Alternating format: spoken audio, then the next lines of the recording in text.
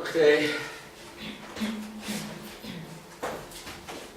I still plan to finish this class period at the usual time. Хорошо, я все равно так планирую, чтобы эту часть занятия закончить в обычное запланированное время, чтобы занятия закончились вовремя. Well, we're about to get into a chapter of the Bible which is highly debated.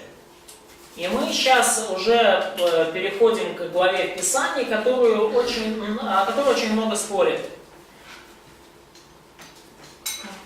And there are passages which on the surface И те отрывки, которые с первого взгляда seem to teach double predestination, учат нас доктрине двойного предопределения, которая на первый взгляд учит двойному предопределению. and all this imply that the only thing that matters is the sovereignty of God. На самом деле подразумевает, что единственное, что имеет значение, это суверенность Божья. God has the right to do whatever He chooses to do. Бог имеет право делать все, что Он решит делать. 9. Well, that's not quite the way God operates. Но это so double predestination. What? Double predestination, you mean? Again. Double predestination. Да, двойное предопределение это все-таки немножко не тот путь, который использует Бог.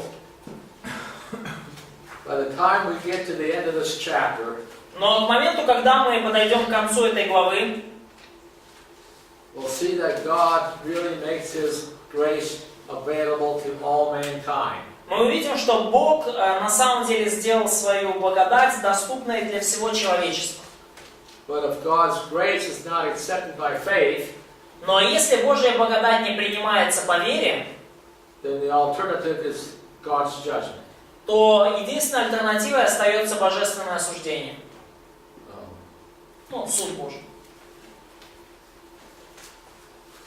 So we're going to be doing some flipping back to the Old Testament again. Итак, мы сделаем сейчас снова несколько обращений в Ветхий Завет. So we are talking about chapter 9 of Romans, yes? Yeah. Да, 9 глава Римлянам у нас. Okay. So we're only going to study through chapter 9 here, this lesson, but we're on the plan of God for Israel. То есть мы будем сейчас изучать 9 главу, и она посвящена Божьему плану для Израиля. Yeah. Okay. The first 6 verses are introductory verses. Первые 6 стихов 9 главы это вступительные стихи. They basically summarize the blessings that God gave Israel. Они в целом суммируют все те благословения, которые Бог дал Израилю. They're summarized in verses 4 and 5. И они суммированы в стихах 4 и 5. Okay. They're called Israelites. Он называет израильтян There's the adoption. Что говорит, что им принадлежит усыновление. And that is God appointed it to sonship. И что Бог дал им также сыновство. See, we studied from Hosea that Israel was God's son of the Old Testament. И мы изучали, уже видели в Исаии, что Израиль был сыном Божьим в времена Ветхого Завета. The glory, which is the presence of God. И также Израилю мы видим в 4 стихе принадлежит слава, то есть присутствие Божье. The covenants which He gave to Abraham, to David, the new covenant. Заветы, которые были даны Аврааму, Давиду и Новый Завет. The giving of the law. Законоположение. Sacred service.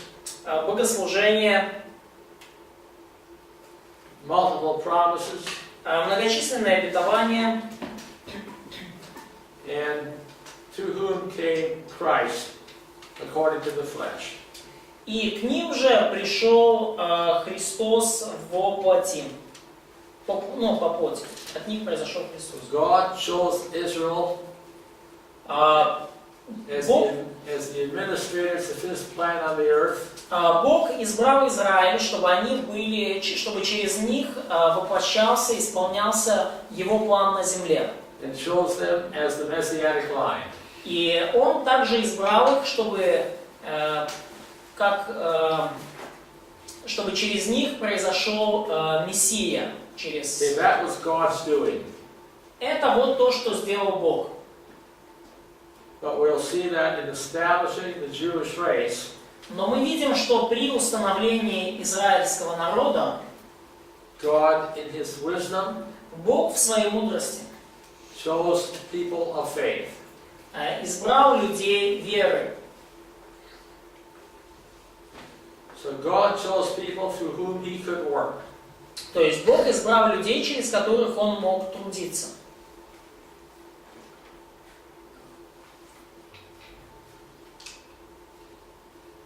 Okay, note that in verse 1, Обратите внимание, в 1 стихе Paul expresses great sorrow Павел выражает великую печаль, that more Israelites are not being saved. что большинство израильтян не спасены. But the lack of salvation among the Jews Но недостаток спасений среди евреев is not due to the failure of the Word of God. не означает, что Слово Божье не сбылось. He says, for they're not all Israel who descended from Israel. Ибо в 6 стихе не все те израильтяне, которые от Израиля. Okay. Now, Israel is a name given to Jacob. Итак, Израиль — это имя, данное Иакову. After Jacob persevered with God all night long in a wrestling match. После того, как Иаков всю ночь проборолся с Богом. So the name Israel И имя Израиль looks at Jacob as a man of faith.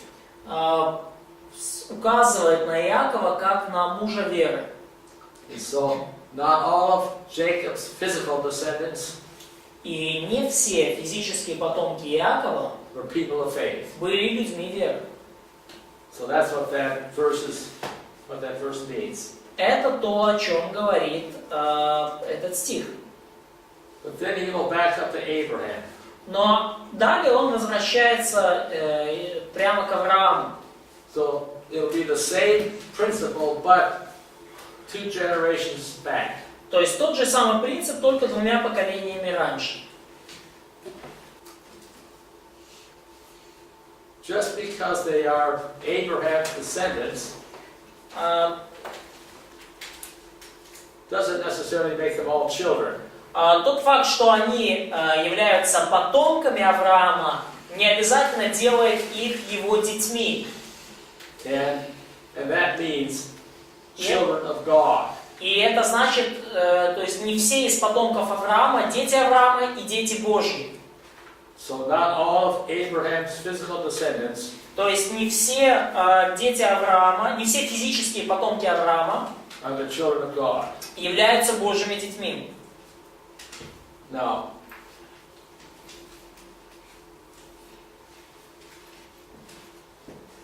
it is through Isaac И именно через Исаака,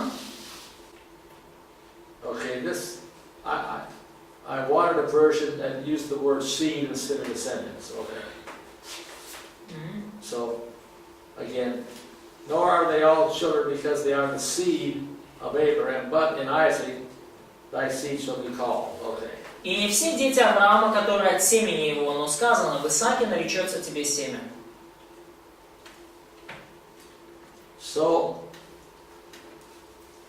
in the first 3 citations, Итак, в первых трех цитатах the author will prove that not all of Abraham's offspring are his seed. автор будет доказывать, что не все потомки Авраама являются его семенем. We'll see that the seed of Abraham И мы увидим это. Семя Авраамова, are the children of God. Семя Авраамова, это они же являются детьми Божьими. Okay. So, in Isaac, В Исааке, shall thy seed be called. в Исааке наречется тебе семя. This is a citation from Genesis 21. И это цитата из Бытия 21 главы.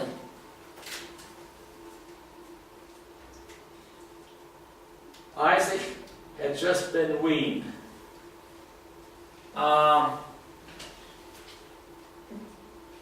He was conceived.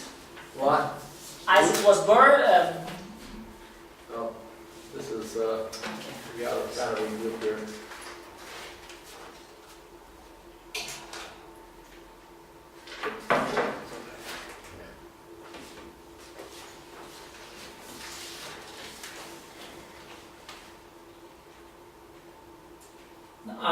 Так, значит, из контекста, да, Исаак только что был отнят от груди.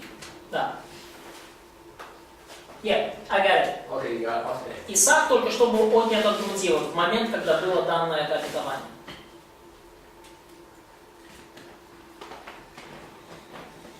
Okay.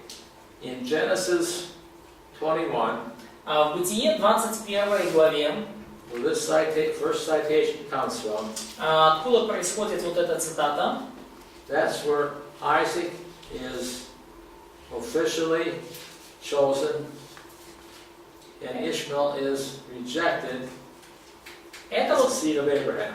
тот момент, когда Исаак официально избран, а Измаил официально отвергнут, то есть, чтобы Исаак официально признан семенем Авраама, а Измаил официально отвергнут, то есть он не является семенем. See, in Genesis 21, В Бытие 21 главе Isaac was kind of making fun of Isaac. Ishmael was making fun of Isaac. в Бытие 21 главе Измаил как бы подкалывает, посмеивается над Исааком. And Hagar said, И Агарь говорит, I mean, Sarah said to Abraham, и kick out Hagar. Сара говорит Аврааму, выгони Агарь. See, Abraham really loved Ishmael.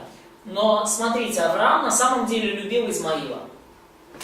But Ishmael and Isaac were not getting along. Но Измаил и Исаак как-то они не сошлись вместе. Like, you know, Ishmael was a teenager. То есть Измаил на тот момент был уже подростком. Isaac was just a toddler. И Исаак был еще совсем, младенцем практически. And the two boys did not get along with each other. Совсем малютка. И вот эти два мальчика, они не сдружились, не сошлись они вместе. And so Sarah wanted Hagar to take her son and leave. И поэтому Сара захотела, чтобы Агарь взяла своего сына и ушла, покинула их. Abraham objected. И Авраам начал спорить. But God supported Sarah. Но Бог поддержал Сару. And he supported Sarah with these words. И он поддержал Сару следующими словами. In Isaac will your seed be called. В Исааке наречется тебе семя. So that means that through Isaac will be the covenant children. Иными словами, через Исаака произойдут дети завета. Through Isaac will be established the Jewish race. Через Исаака будет установлен еврейский народ, еврейская нация. Through Isaac will be the messianic line. Через Исаака произойдет через Исаака произойдет Мессия. So God did have a blessing for Ishmael, И у Бога было благословение для Измаила. but he was not to be part of the Jewish line or the covenant children. Но он не будет частью еврейского народа, еврейской линии, и он не будет частью заветного народа. Okay.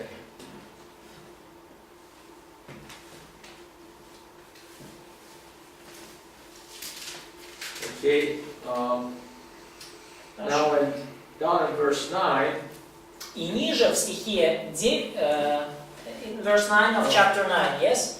What? Chapter 9 in Romans? Yeah, we're still in chapter 9, yeah. Возвращаемся в 9 главу. Okay, let's look at verse 8. That's a pretty important explanation.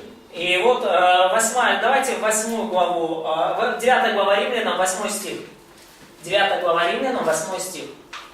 Okay. Those who are children of the flesh, these are not the children of God.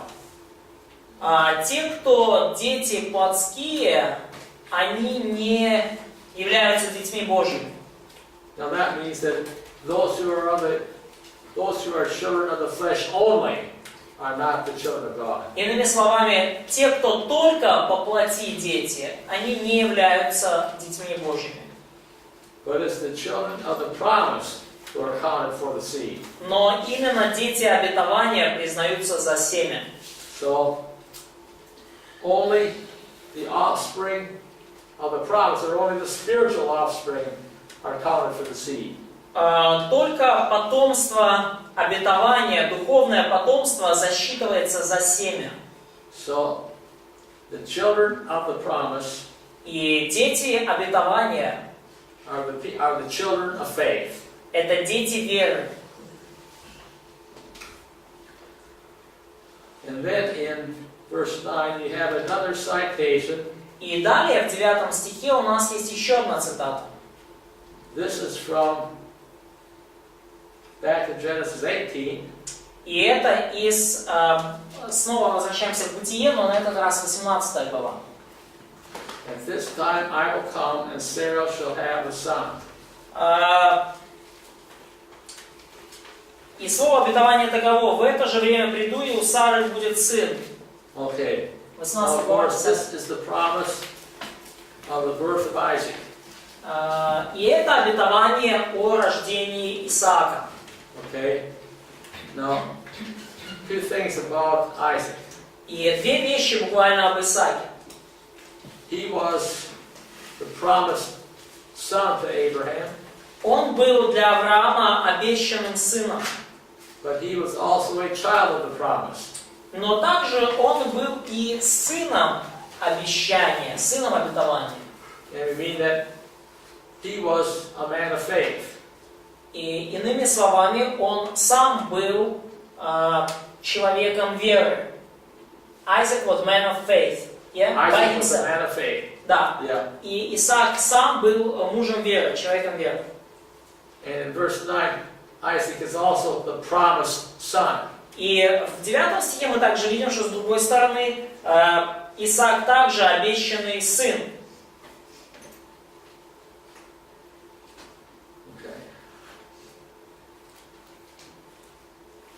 Okay. So much for Isaac. Ну вот это вот то, что касалось Исаака. What now? That's fine. Okay. Then verse 10 is going to go on to Esau and Jacob. И далее в 10 стихе у нас речь об Исаве и Иакове. Okay. When Rebekah had conceived by one, Когда Ревекка зачала в одно время, even by her father Isaac. Ида. Okay. Now the text explains that Ребекка зачала от Исаака одновременно двух сыновей. Before the children were born, И до того, как дети родились, or before they had done any good or evil, и до того, как они сделали что-либо доброе или злое, that God's purpose according to election might stand.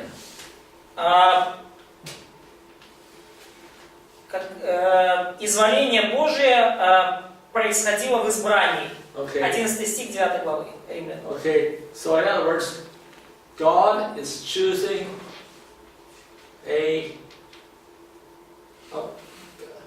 God is choosing a seed. Иными словами, Бог избрал себе семя.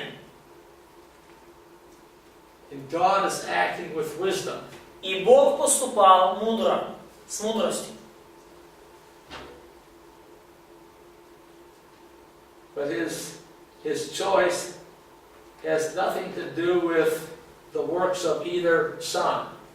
Но его выбор, он не имел ничего общего с делами ни одного из сыновей Исаака. То есть не с делами ни Иакова, ни Исава.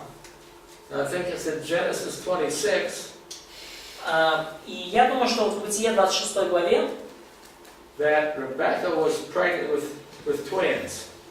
когда Ребекка была беременна вот этими двойняшками, And God made his choice, or God announced his choice. и Бог провозгласил свой выбор.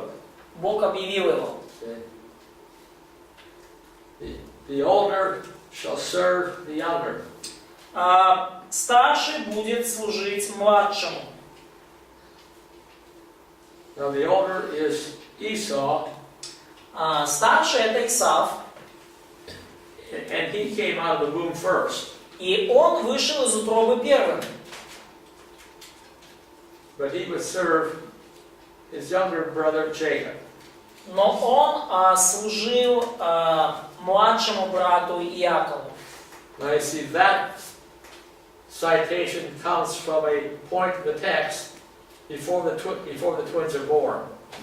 И эта цитата, она происходит из 25 главы Бытия, это Бытие 25-23, то есть еще из того момента, когда эти дети еще не были рождены. Господь сказал: «И два племени в очреве твоем, и два различных народа произойдут из утробы твоей. Один народ сделается сильнее другой, и больше будет служить меньшего. И настало время родить, и вот близнецы в утробе ее». Вот 25 глава. So it's really a prophetic statement. То есть, иными словами, это пророческое заявление.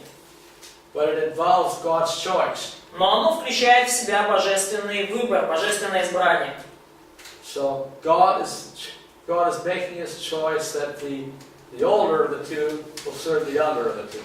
Бог принял решение, выбрал, что старший будет служить младшему. So God is choosing a seed, И таким образом Бог выбрал семя, and that seed which he chooses will be a man of faith. и вот это семя, которое он выбрал, это будет муж веры. And then И далее,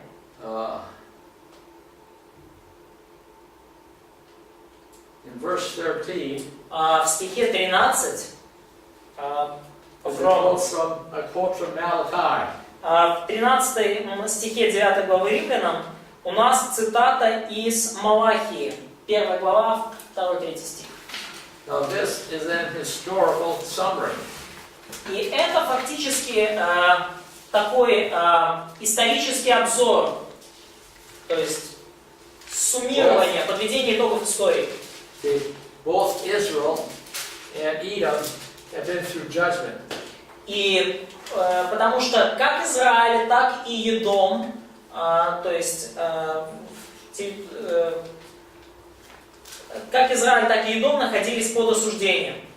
But Edom remains devastated. Но Едом так и остался разрушенным. Judah is back in the land. А Иудея, евреи вернулись в землю. And they're still in continuance as a nation. И они продолжают свое существование как нация. Now they're nowhere near like they were under King David or King Solomon, No way. their golden years, Да, но были золотые годы, как во времена Давида и во времена Соломона, but they are still in continuance as a nation. и эти годы уже, похоже, не вернутся, но, тем не менее, Израиль продолжает свое существование как нация.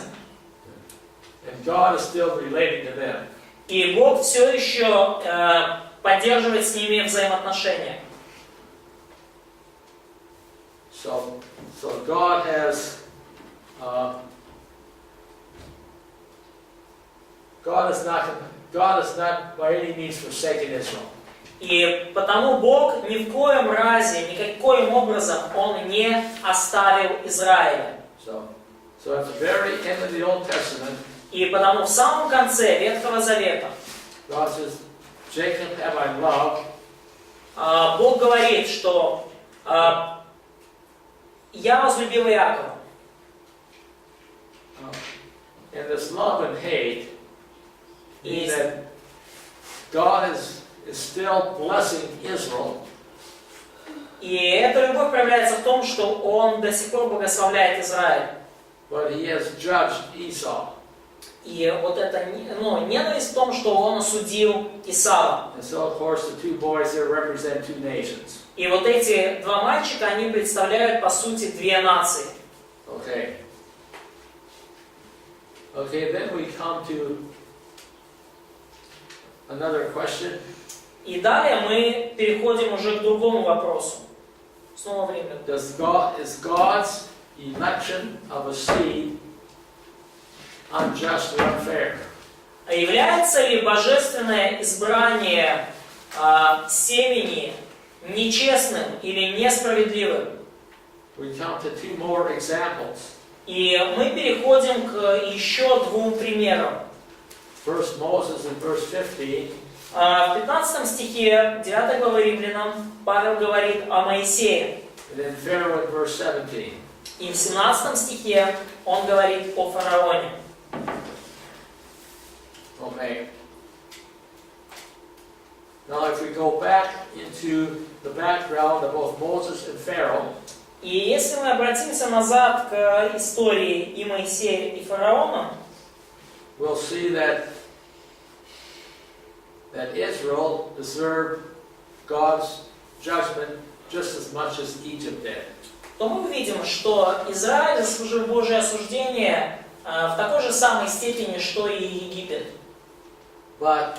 Но God had mercy on Moses, Бог смилостивился над Моисеем, and God judged Pharaoh. проявил к нему милость, и Бог осудил фараона. Okay. Now Moses, okay, this quote to Moses И вот эта цитата, связанная с Моисеем, comes in chapter 33 of Exodus. происходит из Исхода 33 главы, 19 стих. That follows the idolatry of the golden calf. И эта фраза идет сразу после идолопоклонства, когда они поклонялись золотому тельцу. And because of Israel's idolatry, И по причине идолопоклонства Израиля they deserved to be punished. они заслужили наказание. Now there were some in Israel who were put to death. И были те в Израиле, которые действительно были погибли, они были убиты, приговорены к смерти. But God considered putting the whole nation to death and then starting all over. Но вообще говоря, Бог рассматривал даже такой план, чтобы всю нацию, весь народ приговорить к смерти и начать все заново. But Moses found grace in the eyes of the Lord. Но Моисей нашел благодать и милость в глазах Божьих. And the reason Moses found grace in the eyes of the Lord И причина, по которой Моисей нашел милость в глазах Божьих, is because he was concerned about the reputation of God Это потому, что он беспокоился о репутации Бога. That the enemies of God would say you couldn't finish what you started. Что враги Божьи могут сказать о Боге, что Бог не заканчивает то, что Он начал. But Moses also believed in the promises given to Abraham, Isaac, and Jacob. Но также Моисей верил в обетования, данные Аврааму, Исааку и Иакову. And so Moses pleaded with God И потому Моисей умоляет Бога, to be faithful to those promises. чтобы Бог был верен своим обещаниям. So Moses was a child of the promise. И Моисей таким образом был ребенком обетования. He was included in Abraham's seed. Он был включен, он был частью семени Авраама. Because he believed in the promises given to Abraham, Поскольку он верил в обетование, данное Аврааму, he found favor in the eyes of the Lord. он тем самым нашел благоволение в глазах Божьих. And then the Lord assured Moses that he would continue to lead the people to the promised land. И далее Бог подтвердил Моисею, что тот продолжит вести народ в обетованную землю. And then Moses, in faith, asked God for a confirming sign. И Моисей по верой попросил Бога о подтверждающем знаке. And that's when the glory of God passed by Moses on the mountain, and И вот именно тогда слава Божья прошла мимо Моисея на горе. said, I will have mercy on whom I will have mercy, and I will have compassion on whom I will have compassion. И Бог сказал Господь, я проведу пред тобой всю славу мою, провозглашу имя Иеговы пред тобой, и кого помиловать помилую, кого пожалеть пожалею. So, God assured mercy not only for Moses, the leader, but he assured mercy for the whole nation. И таким образом Бог показал свою милость не только над Моисеем проявленную, но и над милость проявленную ко всей нации. So even though Israel deserved God's judgment, Даже несмотря на то, что Израиль заслужил Божий гнев, God was merciful to Israel Бог был милостив к Израилю. because Moses pleaded with God on the basis of the promises to Abraham, Isaac, and Jacob. Потому что Моисей умолял Бога на основании обетований, данных Аврааму, Исааку и Иакову. Then we flip back to Pharaoh. И вот дальше апостол Павел в Римлянам переключается на фараона. Okay, Pharaoh was already off the scene. Фараон был уже, в общем-то, в тот момент, да, то есть он уже сошел со сцены. В момент исход 30. So the quotation in verse 17 И цитата в 17 стихе 9 главы Римлян, actually comes from chapter 9 of Exodus. она из 9 главы Исхода. And in that chapter, И в этой главе kind of the hardening of Pharaoh's heart is coming to a climax. достигает пика ожесточения сердца фараона. Okay. Pharaoh hardened his own heart several times. Фараон ожесточал свое сердце несколько раз. Moses pleaded with Pharaoh to let Israel go. Моисей умолял фараона, чтобы тот дал народу пойти. Moses was able to perform certain miracles to let Отпустить Pharaoh народ. know that he was God's representative. Моисей был способен также продемонстрировать несколько чудес, чтобы показать фараону, что он является посланником Бога. But Pharaoh kept on refusing, and every time Pharaoh refused, he hardened his own heart. Но фараон продолжал отказываться, и каждый раз, когда он отказывался отпустить народ, он ожесточал свое сердце. Therefore, because Pharaoh hardened his heart, God began to harden Pharaoh's heart. И поэтому, поскольку фараон ожесточил свое сердце, Бог также начал ожесточать сердце фараона. So the hardening of Pharaoh's heart И ожесточение сердца фараонова was not God's predestination, не было предопределением Божьим, but God's judgment on Pharaoh. но это было божественным судом над фараоном.